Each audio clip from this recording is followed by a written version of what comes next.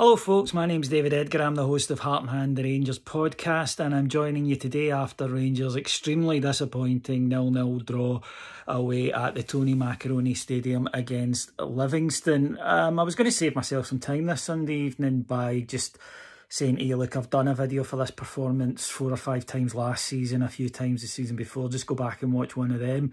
But it seemed a little bit lazy on my part. Rangers again struggling against a packed defence. Rangers again failing to break down a resolute and hard-working side that had absolutely no intention of crossing the halfway line unless they had to. And we just didn't have enough spark. We just didn't have enough about us where it mattered. Our creative players weren't creative enough.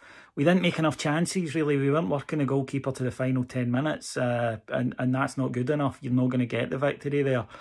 You can believe two things simultaneously, incidentally. You can believe that pitch is atrocious and shouldn't be allowed in Scottish football because it's true. And when Alfredo Morelos went down after a few minutes with no one near him, I'm sure your heart was as much in your mouth as mine was. But that still doesn't excuse a poor performance. Rangers have won there the last 3 times. There shouldn't be any mental hang-up about going there.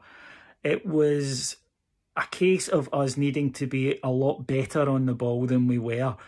Too many touches. How many times did you scream that at your telly today? Too many touches, overplaying it, trying to be too fancy, trying to be too safe, trying to make sure that you're taking all the risk out the game.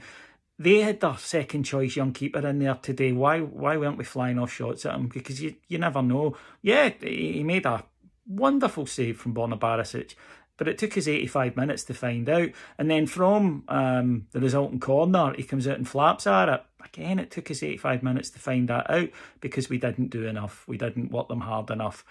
And then something that is really going to have to be addressed against a team who did have... Rangers had 78% possession today.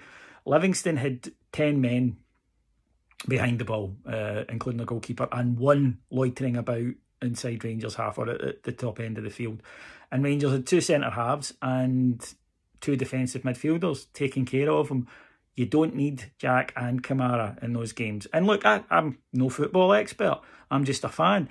But Chris Boyd at half-time said exactly that. You don't need both of them. I get it in games where the opposition are coming out a wee bit, that they cover the fullbacks because our fullbacks play really high. And that's fine, I understand that, I get that.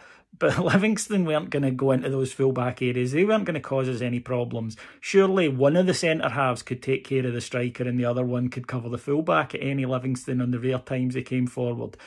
And Jack and Kamara just wanted far too long on the ball. They just want too many touches.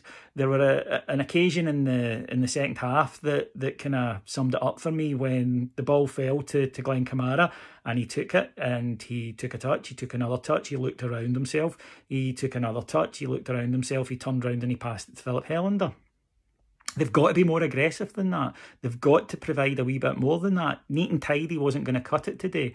Now, that doesn't mean, incidentally, that it was their fault, because the creative players, as I mentioned earlier, didn't create enough. Ryan Kent created a few things late on. He kept going, but he wasn't particularly effective up to then. Yanis Hadji was very poor indeed, again, and might be set for a wee spell on the bench. Even Alfredo, when he did get a chance with a header from a great ball by James Tavernier, put it over the bar. I was still surprised to see him go off. I'm not sure I would take off my most likely, and he is our most likely goal scorer when you're chasing a goal, even if he's not playing particularly well. He's a guy that I would always like on there.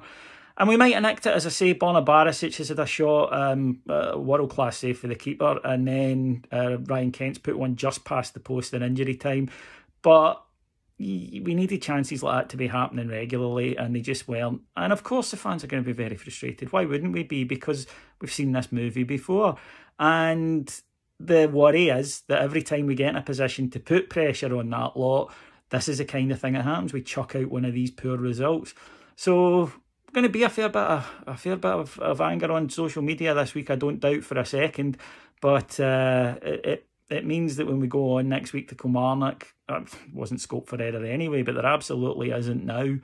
We've got to pick up 3 points, and we could do with a good performance. We could do with playing some good stuff, and hopefully we'll get back on track. But until Rangers stop doing this, until Rangers stop throwing away points when there's an opportunity to do this, of course we're going to worry about it as fans. It's natural, because that, unfortunately, is a lesson that history of the last few years has taught us.